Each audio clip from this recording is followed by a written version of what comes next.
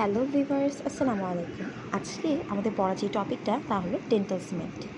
আচ্ছা, তো dental cement শুরু করার আগে তোমরা কি জানো যে ডেন্টাল সিমেন্ট অ্যাকচুয়ালি জিনিসটা কি? তো ডেন্টাল সিমেন্ট হলো সাপোজ আমার এখানে একটা দাঁত আছে, তাই না? আচ্ছা, এটা হচ্ছে দাঁত। দাঁতের এটা এনামেল, এটা ডেন্টিন, আর এটা হচ্ছে পাল। এখন আমার দাঁতে যদি কোনো ক্যারিজ হয়, ক্যারিজটা যে কোনো পোর্শন হতে পারে, তাই না? অক্লুশাল সারফেসে হতে পারে, প্রক্সিমাল সারফেসে, বা যে কোনো পোর্শনে এই ক্যারিজটা হতে পারে। তো এই ক্যারিজটা প্রিভেন্ট করার জন্য আমরা এখানে কি করব, আগে দাঁতটাকে ক্লিন করব। ধরে নিলাম যে আমাদের এখানে একটা ক্যারিজ, ঠিক আছে, এখানে একটা ক্যারিজ, ধরো এখানে একটা ব্যাকটেরিয়া এসেছে, এসে এখানে একটা ক্যারিজ করলো আগে। তো এই যে এখান থেকে যে ক্যারিজটা আসলো, ক্যারিজটা আস্তে আস্তে পুরো দাঁতের মধ্যে কিন্তু ছড়িয়ে যাবে, তাই না? তো পুরো দাঁতের মধ্যে ছড়িয়ে যাবে। তো যখনই তুমি কোনো ডক্টরের কাছে যাবে, তখন সে কী করবে, প্রথমে তোমার এই ক্যারিজটাকে রিমুভ করে ফেলবে। ক্যারিজটাকে রিমুভ করে তোমার দাঁতটা সুন্দর করে ক্লিন করবে। এরপরে এখানে একটা ক্যাভিটি প্রিপেয়ার করবে।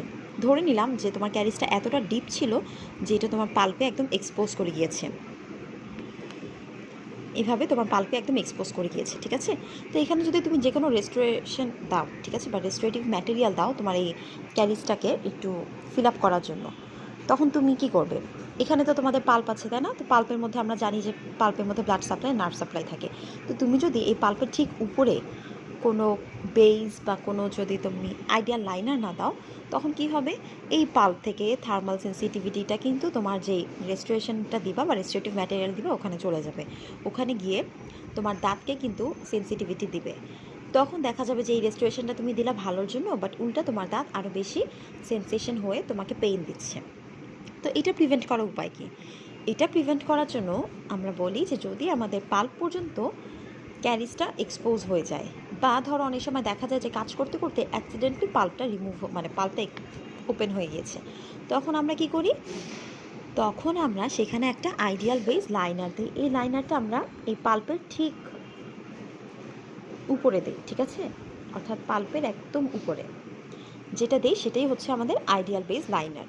আচ্ছা, অনেক সময় দেখা যায় যে আইডিয়াল বেস লাইনার দেওয়ার পরেও কিন্তু আমাদের উপরে একটা বেস দেওয়ার লাগে।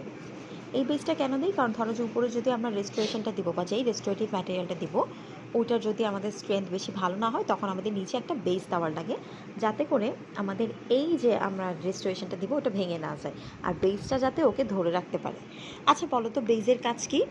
বেসের কাজ হলো তোমার দাঁতকে যে কোনো ধরনের থার্মাল ইরিটেশন আর মেকানিক্যাল স্ট্রেস থেকে প্রিভেন্ট করা, ঠিক আছে? তাহলে প্রথমে আমরা এখানে কি দিলাম? এখানে আমরা দিলাম আইডিয়াল লাইনার। আইডিয়াল লাইনার দিব, তারপরে কি দিব? তারপরে বেস দিব, আর তারপরে দাঁতে যেটা তুমি এখানে কি দিবা? এখানে তুমি দিবা রেস্টোরেশন, তাই না?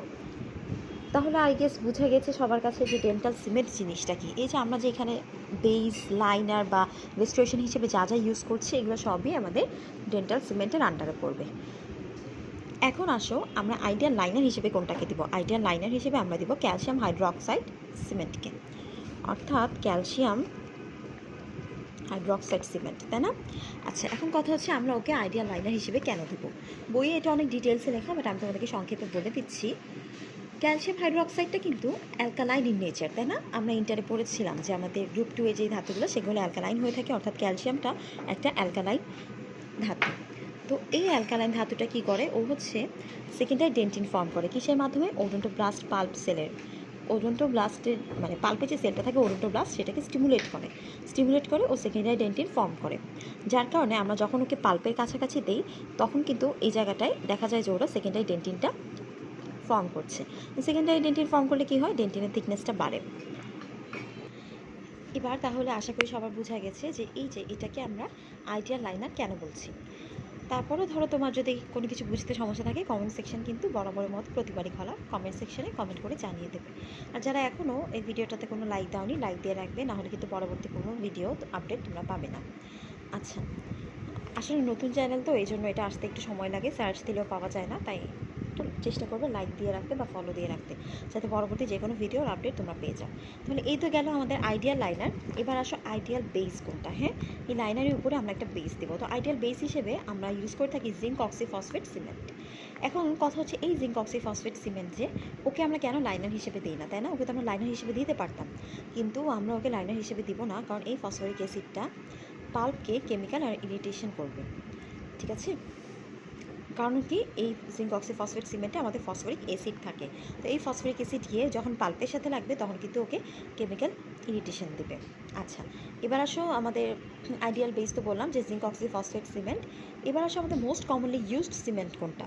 মোস্ট কমনলি ইউজড সিমেন্ট হলো জিঙ্ক অক্সাইড ইউজিনল সিমেন্ট। হ্যাঁ, এটাকে আমরা মোস্টলি কমনভাবে ইউজ করে থাকি আমাদের বাংলাদেশে। আচ্ছা, আরেকটা জিনিস জিজ্ঞেস করতে পারে, এই যে ক্যালসিয়াম হাইড্রোক্সাইড যেটা বললাম অ্যালকালাইন ইন নেচার, এটা পিএইচ কেমন? এটা পিএইচ সাধারণত 11 থেকে 12 হয়ে থাকে। তো এই ছিল মোটামুটি আইডিয়াল বেজ, আইডিয়াল সিমেন্ট আর হচ্ছে আইডিয়াল লাইনার, ঠিক আছে। মানে আইডিয়াল লাইনার যেটা, আশা করি তোমরা সবাই বুঝতে পেরেছো। আর পরবর্তী ভিডিওতে আমি তোমাদের ডেন্টাল সিমেন্ট নিয়ে আরও আলোচনা করবো। তো এটা হচ্ছে একদম তোমাদের বেসিক, ঠিক আছে, যেটা না জানলে তোমাদের ভাইভা আসলে বসাটা বা তোমাদের ভাইভা কোয়েশ্চেনটা অ্যান্সার দেওয়া টাফ হয়ে যাবে। তো আশা করি সবাই বুঝতে পেরেছো। আজকে আমি এখানেই শেষ করছি। পরবর্তীতে আমি তোমাদের কোয়েশ্চেন যেগুলো আছে ডেন্টাল সিমেন্টের সেগুলো নিয়ে আলোচনা করবো, ঠিক আছে। ততদিন সবাই ভালো থাকবে, সুস্থ থাকবে। আর তোমাদের অন্যান্য মেডিকেল বা ডেন্টালে যে ফ্রেন্ডরা আছে তাদের সাথেও এই ভিডিওটা শেয়ার করে দিতে পারো, যাতে তারাও এখান থেকে উপকৃত হয়। আর তোমরা এখান থেকে কীভাবে বেনিফিটেড হলা বা তোমরা এখান থেকে কী কী অ্যাডভান্টেজ পেলা অথবা ভিডিওতে কোনো সমস্যা হয়েছে কিনা তা কিন্তু অবশ্যই তোমরা কমেন্ট সেকশনে কমেন্ট করে জানাবে। আজকে এখানেই বিদায় নিচ্ছি। আল্লাহ হাফেজ।